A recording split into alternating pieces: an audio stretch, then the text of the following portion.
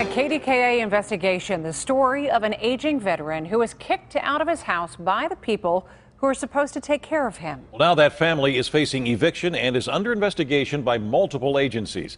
KDKA investigator Andy Sheehan has this story now, new at 6.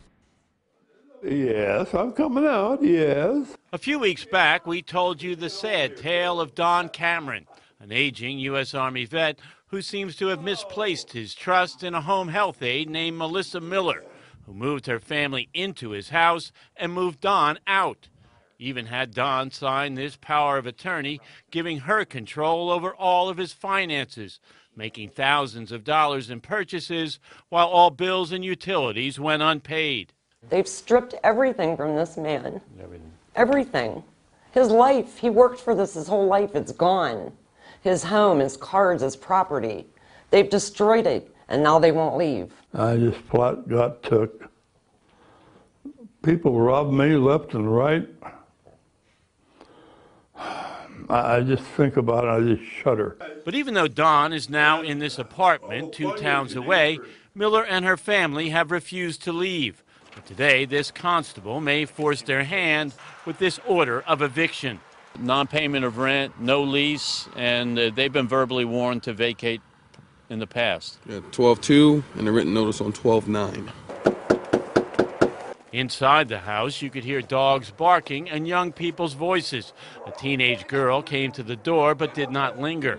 So the constable left this notice for Millers to appear in court in 10 days, but not before getting a glimpse inside. A lot of dogs inside the home. The home is very, seemed like destroyed inside from what I could see from the kitchen. There's a lot of garbage in there. And pictures taken recently in a surprise visit by Don's stepdaughter confirm the house is filthy, filled with garbage and clutter amid all the dogs and cats.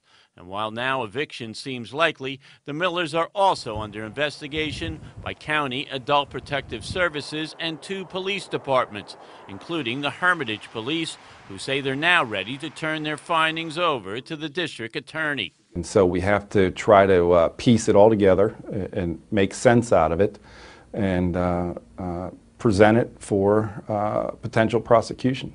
Cases like it can be painstaking, but given what the constable saw today, he says it calls for immediate action, telling Cameron's stepdaughter, Nadine Carson, he'll be turning the matter over to code enforcement.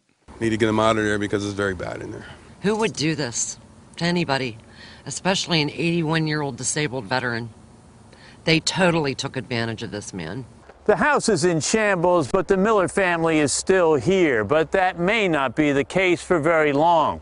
With multiple agencies and now a district justice breathing down their neck, it appears their stay here will be limited. In West Middlesex, Andy Sheehan, KDKA TV News.